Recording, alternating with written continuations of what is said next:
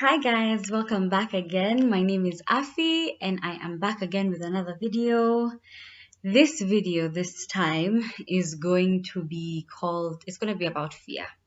And I'm just going to have a little chat about when I have been afraid. Um yeah, I'm just going to have a little chat of when I've been afraid. And the reason why I felt like I really wanted to do this video is because I've actually filmed this video before, like 3 months ago, but I think I wasn't absolutely over my fear. And it's still a process, honestly, because I feel like there's always something new to be afraid of. Like, I don't know if there's anyone who can say, like, I am fully not afraid of anything in this whole world. So the reason I did this now is because I feel like for like, I have a bit more experience in this topic, so I can speak about it just a bit. Um, I just want to mention early on that this is not like I know how to get over fear 100%, and it's not like everything that I say can apply to everyone. I'm just going to talk about my own experience and just how it works. First of all, I want to preface by saying that I saw a post once that said, and it was actually a phrase in a movie and I don't remember what movie it is. And I know I've spoken about this before with like my friends, but I don't remember what movie it is. And the post was like, someone was saying, my grandma told me sometimes the fear doesn't go away, so you might have to do it afraid. And how cool is that though? Like, because I feel like sometimes we sit there and we're like, when I'm not afraid, I'm going to do this. When I'm not feeling scared anymore, then I'm going to do what I want to do. But then sometimes the fear doesn't go away. So what do? Are you paralyzed by your fear? Like, do you move forward regardless of the fear that you're feeling? Because I feel like sometimes fear can just paralyze you.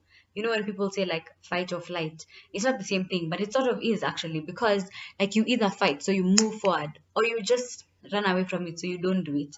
And that's exactly what it is. So, like, for myself, let me speak about having this YouTube channel, especially. Like, I've had this idea of having this kind of YouTube channel for very, very long. I've always wanted to just sit down and speak and, just say my opinions, because my family, my friends, people just say, Afi, you have so many opinions. Like, you just have a lot of opinions. And I'm like, yeah, I do. And I really want to, like, put them out there and to just speak about them boldly and say what I actually think and not be afraid.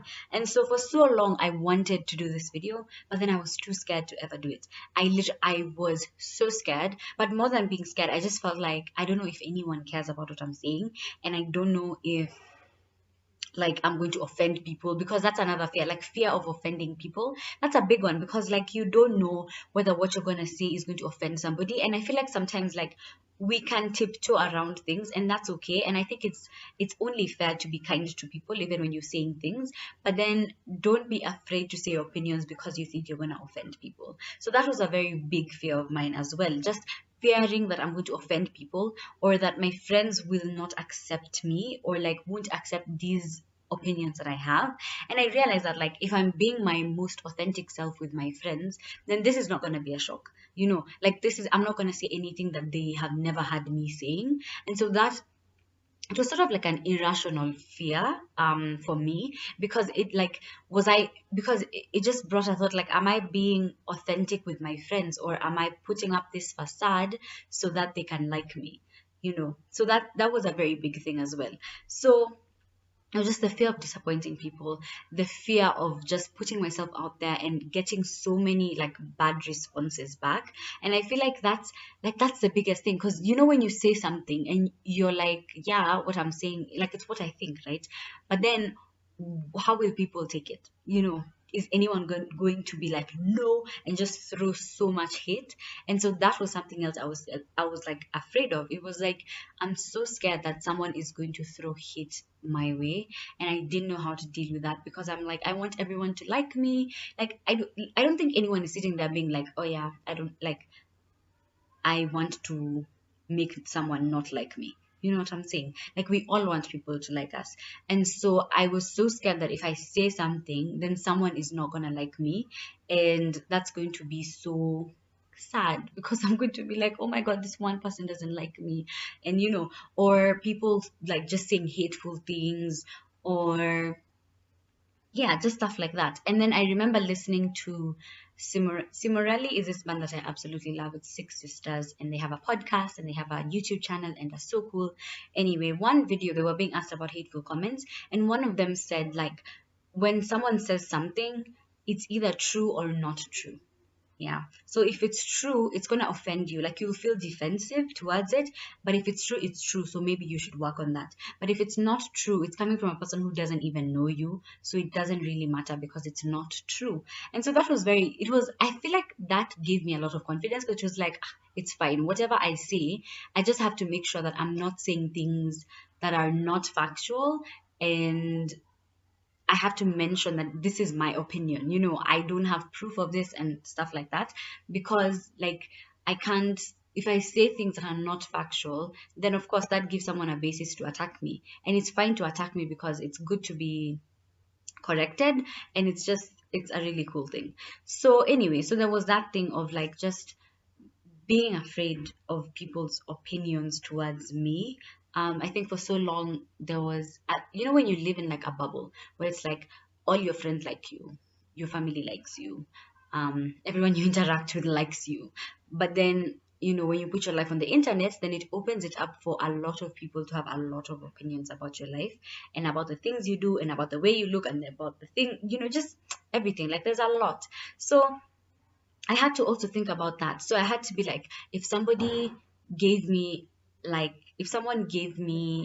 a suggestion, then I need to know how to take it. Like, am I going to be offended by it because I feel like, oh my God, I need to be, and I know what I'm doing, and like I know everything, or will I just be like, thank you, I'll take that up, and I decided to take the second route where it's like, if someone gives me a suggestion, I'm like, yeah, I'm gonna look into that, I'm gonna find out how I can do that, and I'm gonna do this, blah blah blah. So that's been really cool, honestly. Also, I have my book as usual, so if I'm looking down, that's what I'm looking at. And so I was thinking about if something, the next thing also is this thing that you're afraid of, life or death? That's something that I also thought about. Like, is this going to kill me or am I going to survive? If something is going to lead me to death, I'm not doing it. Like, like I don't want to go, like I'm afraid of heights, right? Technically, unless I jump, I won't die. But I'm afraid of heights because I feel like heights could lead me to death. So I'll probably not go to like the tallest building and just stand there. But something like posting is not going to kill me. People's opinions are not going to kill me. Yeah, so just thinking about that, like, is this thing going to cause me to die, or is it going to cause danger to my life? And of course there's the aspect of like your mental health and just thinking about that. But I just think like, if something is not going to lead you to death, or if it's not going to lead you to a place where you're hating yourself, then just do it. Like literally just do it and try. And I think there's also just that aspect of just trying to do something, because I feel like sometimes there's this fear of failure. There's a fear of failure.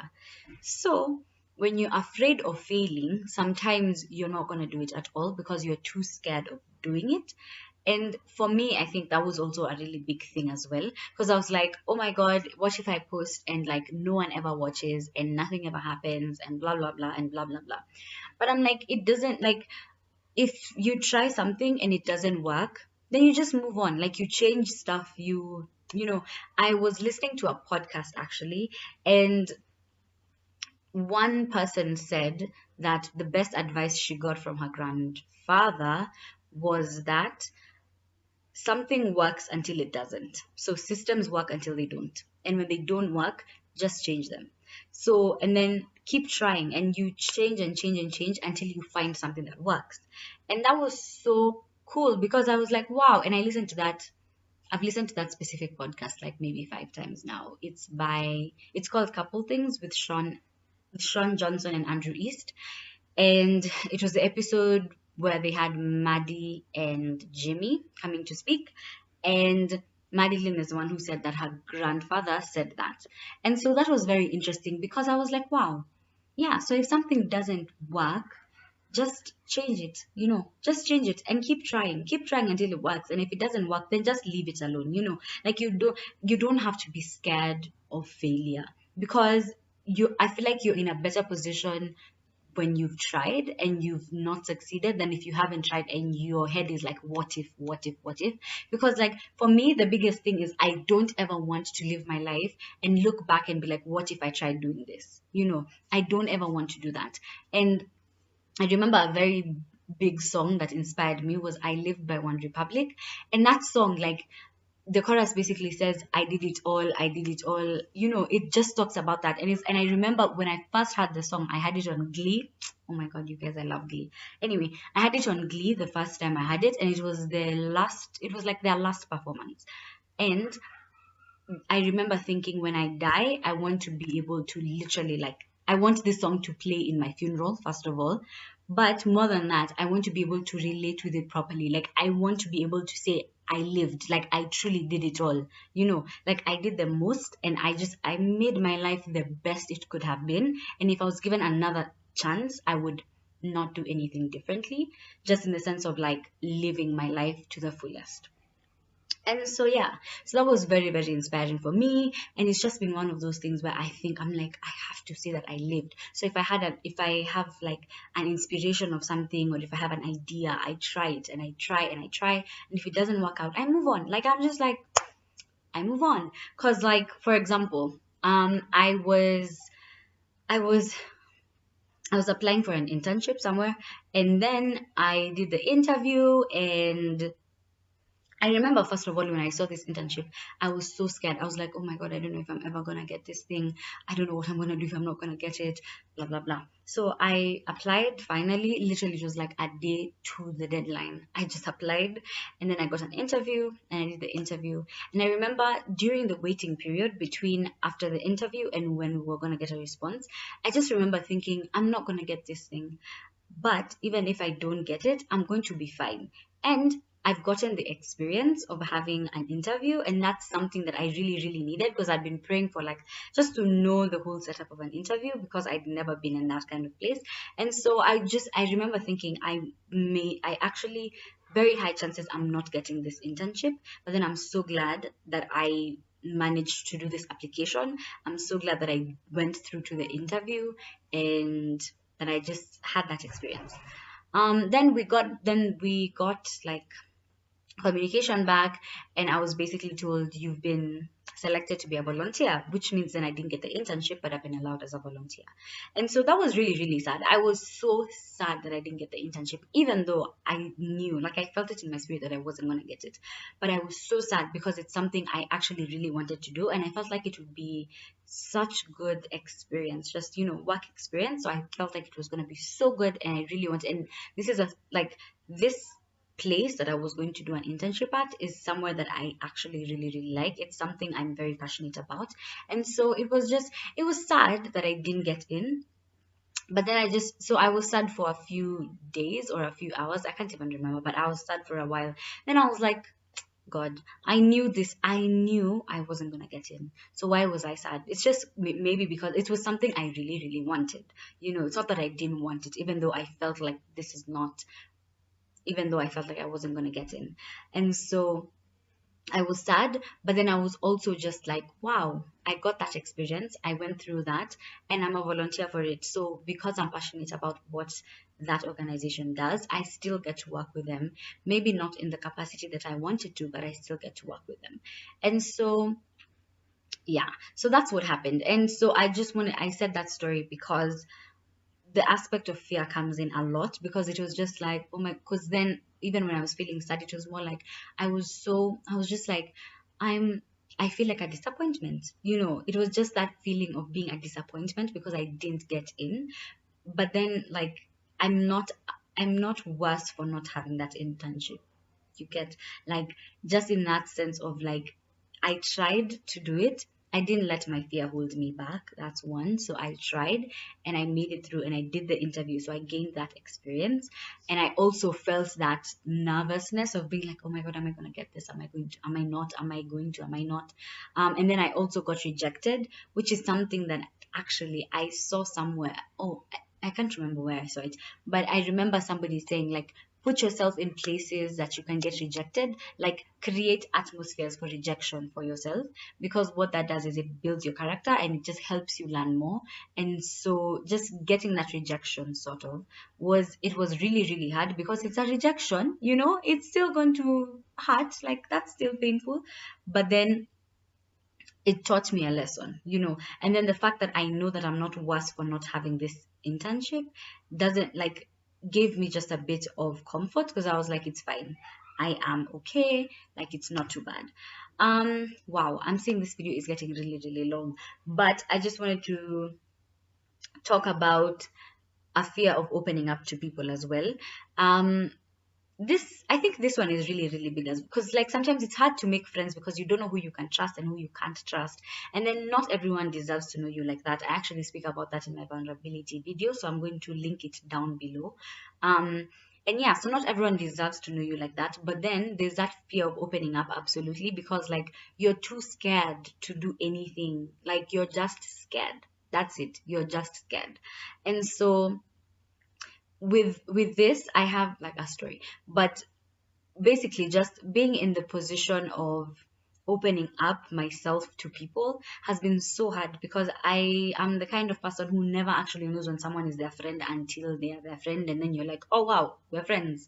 Wow, that's really cool. I'm glad that we are. But then I didn't know that before. But it doesn't make any sense actually. Even as I speak, I'm sure it doesn't make any sense. But this, like, I literally take the longest time to figure out that I have a very strong relationship with somebody. And because of that, sometimes I hold myself back a lot, but at the same time I also say a lot of things. So it's a weird balance between, like, opening up myself and actually telling you what I actually feel, like, versus just speaking and telling you facts, because we can have a conversation and I can tell you facts, but then when it comes to, like, telling you my emotions and how exactly I'm feeling, that's another thing, because I'm like, oh my God, I don't know what this is. So just the fear of opening up. So we started doing these meetings on Saturdays with the youth from my church. And I remember at the beginning I was so scared, because I was like, first of all, I don't even know what this is going to be about. I don't know what's happening, like, I'm just not sure, and then I'm not close to anyone specifically. So then it was just like, oh God, I don't know if I'm going to open up. I don't know, I don't know what to expect.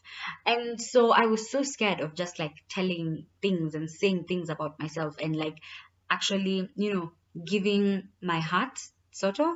And I was so scared of opening up. But then the more we did it, because now we've been doing it for about 2 months, and the more we did it, the more I felt like I could open up, the more I felt like I could tell people things. And I feel like having those meetings has really helped me in, like, the other aspects of my life, because even with my other friends, I will tell things that I would not purposely tell before that. Like, I would not be able to say some things, and now I'm just like, yeah, this is what happened and this is the truth, and that's what's happening. And it's very strange, because I feel like sometimes I don't, like, there are things that I hold back because I'm ashamed, or because I'm scared that you're gonna think I'm less than what I actually am.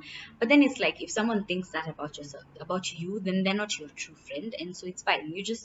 You move, they're not your true friend, and it's sad and it's hard, but you just move and look for better friends. I feel like that's the best thing. So that's all I have to say about fear. I feel like I've ended this so unceremoniously, but this video is getting really long and I don't want it to be too long.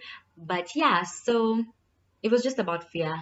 If you like, you could comment what you're afraid of, how you managed to get over a fear, how you're managing currently to get over a fear, because I feel like we're always afraid of stuff. And even now, I'm still afraid of stuff. I can't think of anything off the top of my head, but I know the stuff that I'm still afraid of. But yeah, so Just comment down below what you're afraid of, how fear has affected you. Has it ever held you back?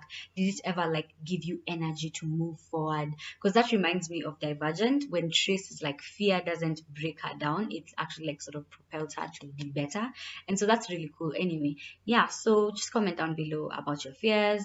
Also, like this video, give it a thumbs up if you really enjoyed it, and as well as share it with everyone that you know. Yeah, see you next time. Bye.